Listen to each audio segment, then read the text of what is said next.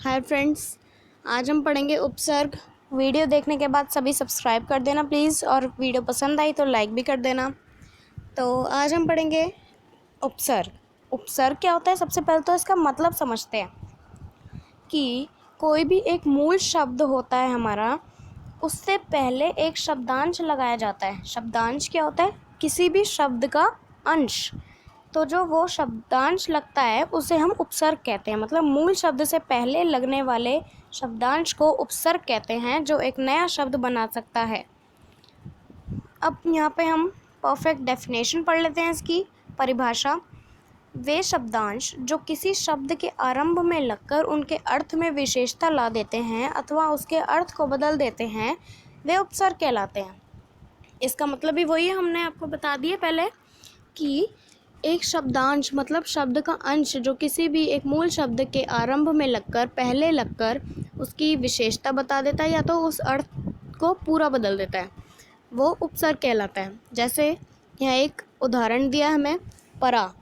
परा हमारा उपसर्ग है, मूल शब्द है क्रम, तो हमने इन दोनों को जोड़ दिया तो क्या बन गया? नया शब्द पराक्रम। ऐसी सेकंड एग्जाम्पल है, परा हमारा उपसर्ग, जय हमारा मूल शब्द, नया शब्द क्या बनेगा? पराजय। तो ये होते हैं हमारे उपसर्ग। सबको समझ आ गया होगा कि उपसर्ग होता क्या है।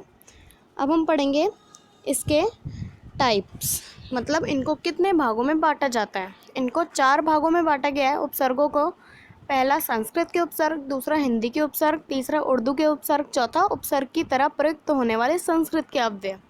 ठीक है, तो इस वीडियो में आज हम 4th टाइप नहीं पढ़ेंगे, क्योंकि जो 4th टाइप है वो पहले वाले टाइप से थोड़ा मिलता जुलता है।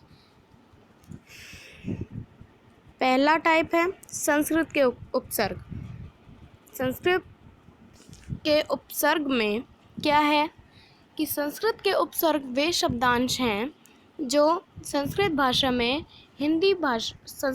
से हिंदी भाषा में बिना किसी परिवर्तन के ज्यों के त्यों प्रयोग में लाए जाते हैं। जैसे अति, उत, निस आदि। इसका मतलब क्या है कि जो संस्कृत के शब्द, संस्कृत भाषा में जो शब्द होते हैं वो हिंदी भाषा में वैसे के वैसे ही ले आए जाते हैं जैसे संस्कृत में होते हैं। तो एग्जाम्पल में दिया है हमें अति। अति से क्या बनेगा? अति हमारा उपसर्ग है, आचार हमारा मूल शब्द है, नया शब्द क्या बनेगा? अत्याचार। ऐसी सेकंड एग्जाम्पल, निस हमारा संस्कृत का उपसर्ग है, संकोच हमारा मूल शब्द है, और मिलाकर नया शब्द क्या बनेगा? निस्संकोच। अब सेकंड प्रकार है हमारा, दूसरा प्रकार हिंदी के उपसर्ग। हिंदी के उपसर्ग वे शब्दांश हैं जो मूल शब्द में तो संस्कृत के होते हैं, परंतु हिंदी में रूप परिवर्तित करके प्रयोग किए जाते हैं। समझ आ गया होगा सबको। तो एग्जाम्पल है जैसे अ, अध, औ आदि। ठीक है, ये हो गए हमारे हिंदी के उपसर्ग। अब पढ़ेंगे हम 3rd टाइप, अरबी फारसी के उपसर्ग एवं उनसे बने शब्द। इस पे क्या है, हमें 3 भागों में इसको बांट दिया गया है। कॉलम 3 बनाए हुए हैं, उपसर्ग का, अर्थ का और उदाहरण का। मतलब एक उपसर्ग है एक कॉलम में, दूसरे कॉलम में उन्हीं उपसर्गों का अर्थ है, और तीसरे कॉलम में उदाहरण है, मतलब नया शब्द है। तो पहला उदाहरण देखते हैं हम, उपसर्ग का दर। दर का अर्थ क्या है? में। और नया शब्द मतलब उदाहरण, दरकिनार, दरमियान, दरअसल, दरकार, दरगुजर। ऐसे सेकंड एग्जाम्पल है कम। कम हमारा उपसर्ग है, इसका अर्थ क्या है? थोड़ा। उदाहरण क्या होगा, मतलब नया शब्द क्या होगा? कमज़ोर, कम बखत, कम उम्र, कम अकल, कम समझ। थर्ड है ला।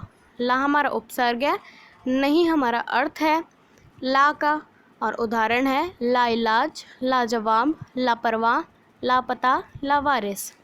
तो यहाँ पे हमारे 3 प्रकार ख़त्म हो गए हैं।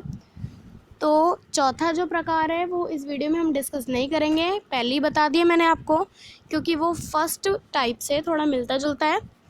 तो यहाँ पे हमारा टॉपिक ख़त्म होता है, उपसर्ग का चैप्टर ख़त्म हो गया। अब thanks for watching my video. धन्यवाद। Thank you.